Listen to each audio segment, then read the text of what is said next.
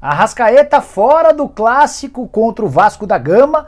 O uruguaio bravo com os dirigentes do Flamengo. No vídeo de hoje do canal do Nicola conto todos os detalhes. Falo também sobre a demissão de Renato Gaúcho, o técnico mais longevo entre os times da primeira divisão, está fora.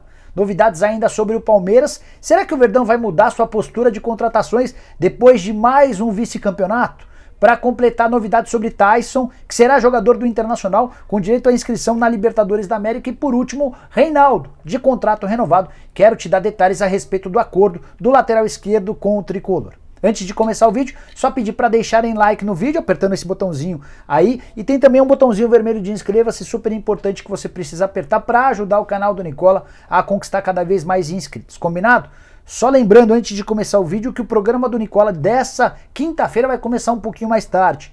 Em vez de ter início às 8, a gente começa às 8h45, quase no finalzinho do jogo, entre Vasco e Flamengo. Vamos debater bastante a respeito desse jogo. Vocês mandam perguntas e a gente vai respondendo ao vivo via programa, e as perguntas que eu não souber eu repasso para as minhas fontes no WhatsApp. Combinado? Bom, bora começar o vídeo falando a respeito de Reinaldo, lateral esquerdo do São Paulo, super importante.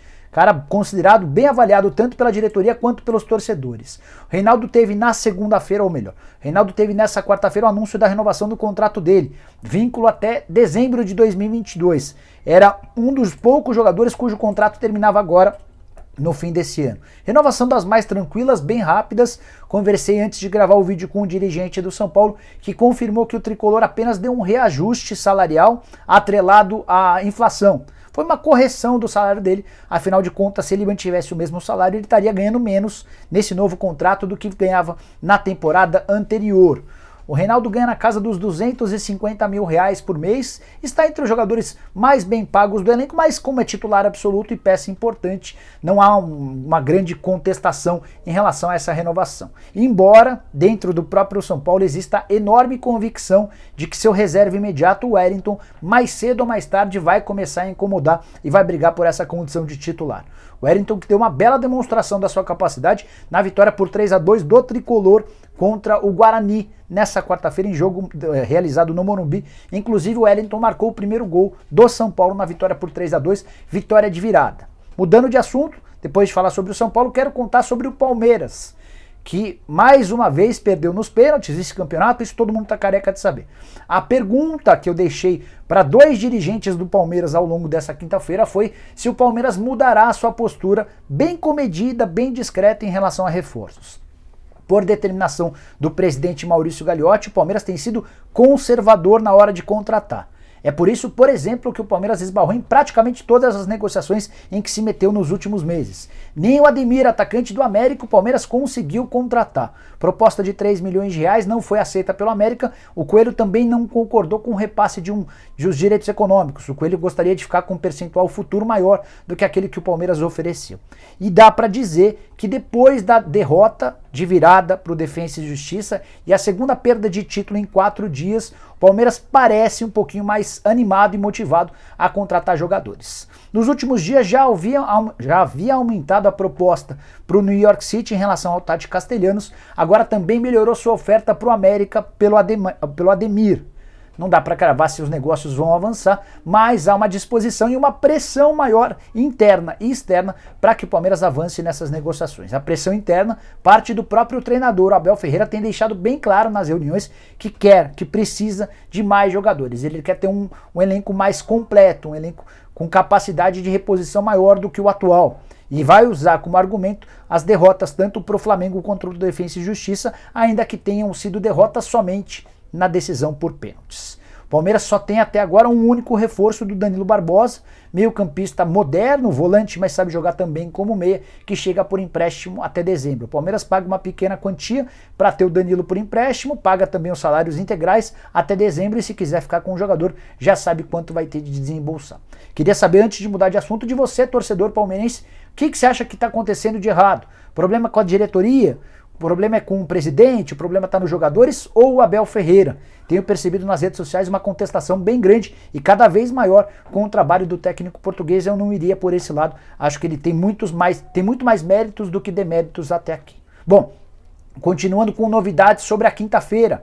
O Taison, atacante de 33 anos de idade, jogador muito ligado ao Internacional, já assinou a rescisão do contrato com o Shakhtar Donetsk e será apresentado nos próximos dias como reforço colorado.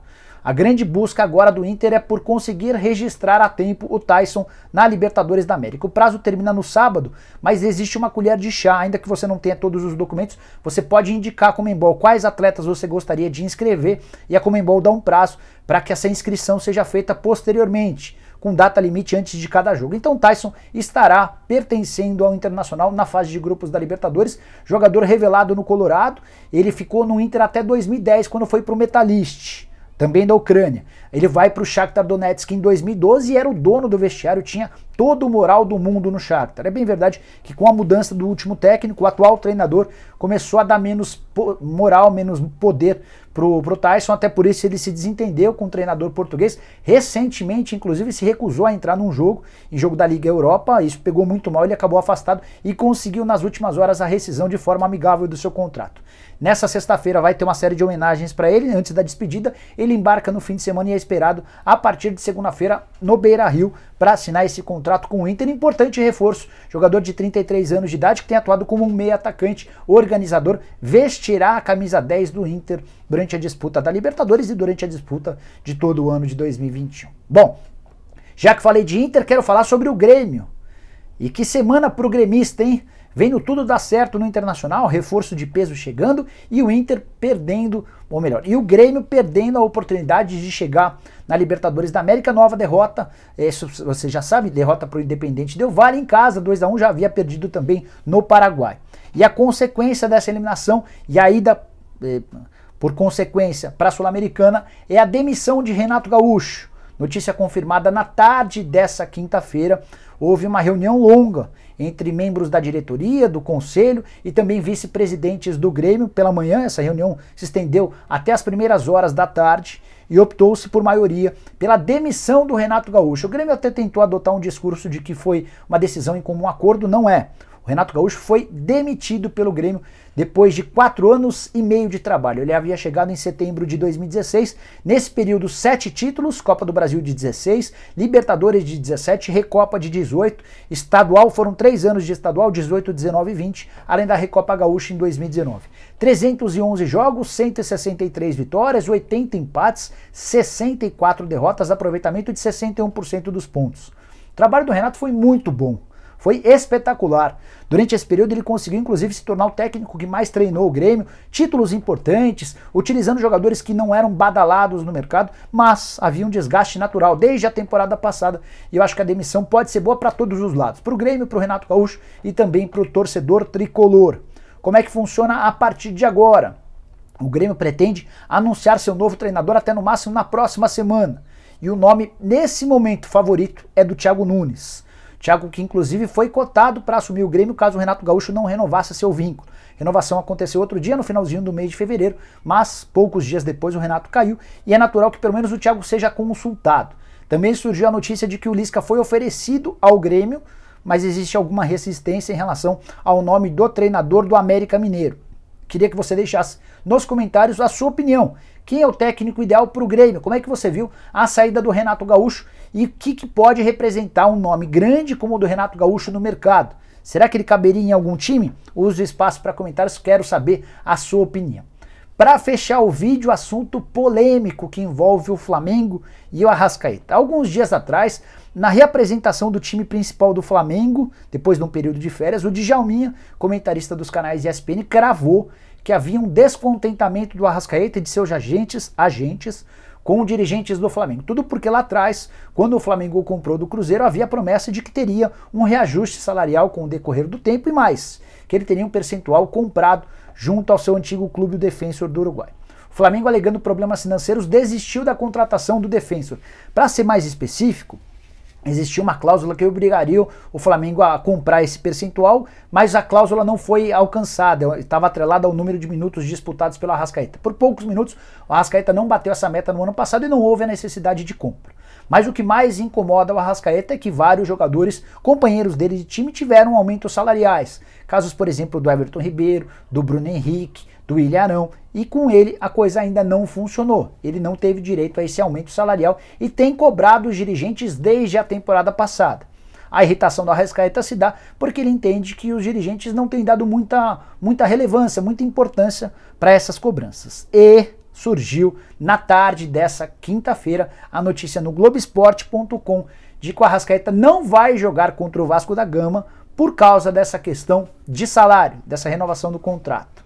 O Flamengo até emitiu uma nota por volta de 2h30 da tarde, dizendo que o Arrascaeta está fora do jogo contra o Vasco daqui a pouquinho, nessa quinta-feira a partir das 7 da noite, por causa de um desconforto no tornozelo.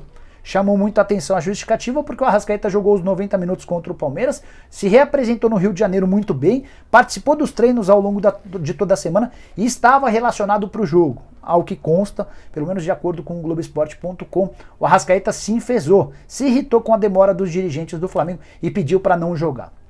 Consultei um dirigente rubro-negro antes de gravar o vídeo, não vou falar o nome desse dirigente, posso te contar que é um dirigente importante, e ele tá bem bravo com o Arrascaeta, mas bem bravo mesmo.